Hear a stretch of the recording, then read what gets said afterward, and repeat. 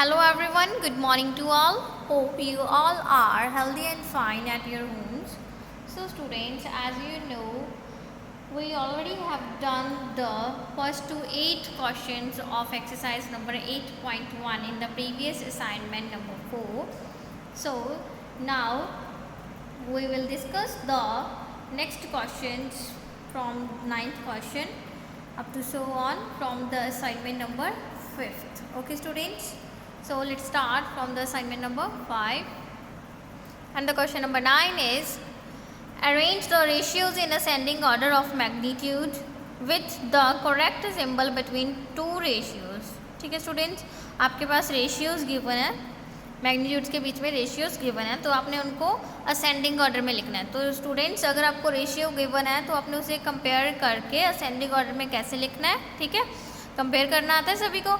देखिए कंपेयरिंग के लिए आपने क्या करना है, जैसे रेशियो दी हुई है आपने इनको डिवीज़न की फॉर्म में लिख लेना रेशियोज़ को. जैसे 1:3 है तो 1.3, 2:5 2/5, 6:7 6.7, 5:9 5/9. Clear?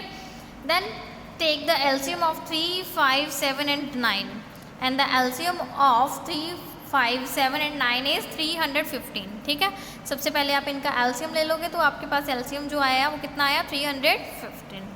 इट मीन्स जो आपका कॉमन डिनोमिनेटर होगा सभी में वो 315 होगा. तो सबके डिनोमिनेटर में आपने 315 बना लेना है. ठीक है, by the method of multiplication, आपने मल्टीप्लिकेशन से. ठीक है, जैसे 1/3 है तो 3 को कितने से मल्टीप्लाई करोगे कि 3/15 आ जाए. डिवाइड करके देख लो 3/15 को 3 से. ठीक है, तो कितना आया 105. तो आप यहाँ पे क्या करोगे, तो स्टूडेंट्स आप यहाँ पे क्या करोगे 3 को 105 से मल्टीप्लाई करोगे तो आपके पास कितना आएगा 315. ठीक है, अगर नहीं पता चल रहा है, इजी नहीं है, तो आप 315 को 3 पे डिवाइड कर लोगे तो आपके पास आएगा 105. इट मीन्स आपको 105 को अगर 3 से मल्टीप्लाई करोगे तो आपके पास आएगा 315. Okay, same for the next. Denominator में 5, आपने यहाँ पे क्या बनाना है 315. ठीक है, डिवाइड करके देख लो 63 को अगर 5 से मल्टीप्लाई करोगे तो आपके पास 315 आएगा. ठीक है, सेम फॉर द अदर्स, आपने सभी के डिनोमिनेटर में 315 बना लेना. ठीक है, कॉमन डिनोमिनेटर आ गया तो न्यूमिनेटर में जो बड़ा है, ठीक है, वो फ्रैक्शन भी हमारा लार्जेस्ट होगा. Greater is the numerator, largest is the fraction. Clear students? तो आप देखेंगे तो आपके पास आया 105.315.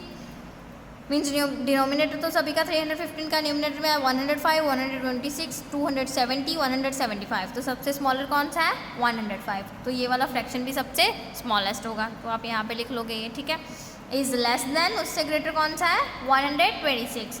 Is less than 126/315. Is less than 175/315. और सबसे बड़ा कौन सा स्टूडेंट्स न्यूमिनेटर में 270, एंड देन 270/315.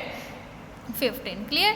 देन आपके पास उनके ओरिजिनल जो फ्रैक्शंस रेशियोज में गिवन थे आप उनको लिख सकते हो, एंड लास्ट में आप उनकी रेशियो भी लिख सकते हो. ठीक है, कि 1:3 less than 2:5 less than 5:9 less than 6:7.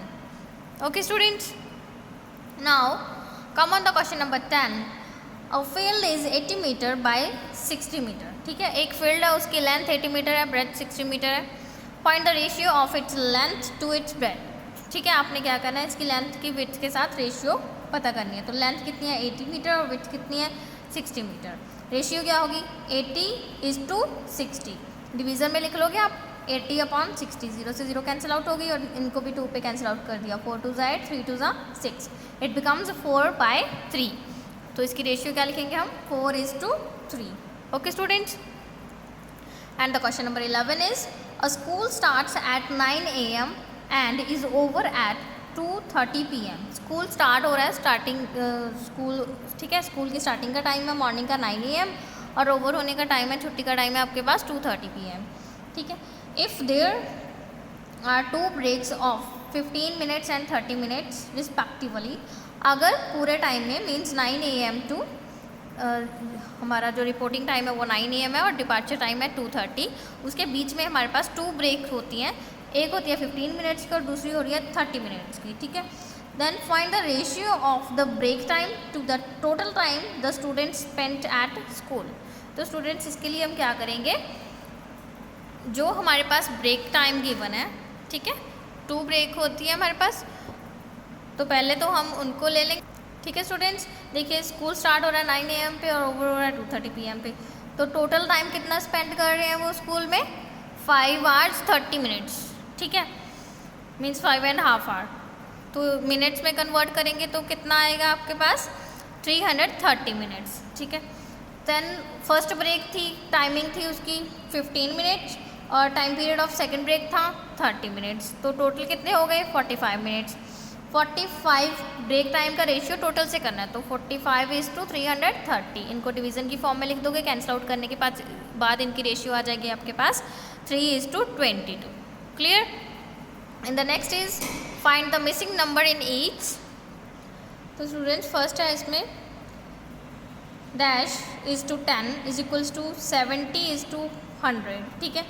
तो इनको अगर हम डिवीज़न में लिखेंगे तो 0 से 0 कैंसिल आउट हो जाएगी, क्या रह जाएगा हमारे पास 0:10, तो सॉरी 7:10, तो हमारे पास क्या आया 7 आएगा यहाँ पर, ठीक है, 7:10 के इक्वल आइए।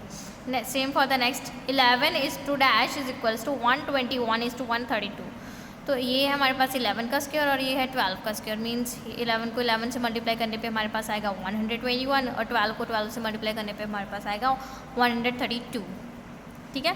12 को जब हम 11 से मल्टीप्लाई करेंगे, सॉरी ये 12 का स्क्वायर नहीं है, जब हम 12 को 11 से मल्टीप्लाई करते हैं तो हमारे पास आएगा 132 और ये आएगा जब हम 11 को 11 से मल्टीप्लाई करेंगे, तो इनको कैंसिल आउट कर सकते हैं हम 11 पे, ठीक है। 11 जा 121, 11 12 जा 132, तो यहाँ पे आ जाएगा आपके पास 12। Clear. So try all these blanks and now question number 13 is compare 3:7 and 4:9, इनको आपने कंपेयर करना है। तो जैसे हमने पहले कंपेयर किया था स्टूडेंट्स असेंडिंग ऑर्डर में लिखने के लिए, सेम वैसे ही इसे करेंगे। सबसे पहले हम इनको डिवीज़न में लिखेंगे, ठीक है, उसके बाद डिनोमिनेटर्स का एलसीएम ले लेंगे और फिर कॉमन डिनोमिनेटर बनाएंगे और जो डिनोमिनेटर बड़ा होगा वही हमारे रेशियो भी ग्रेटर होगी।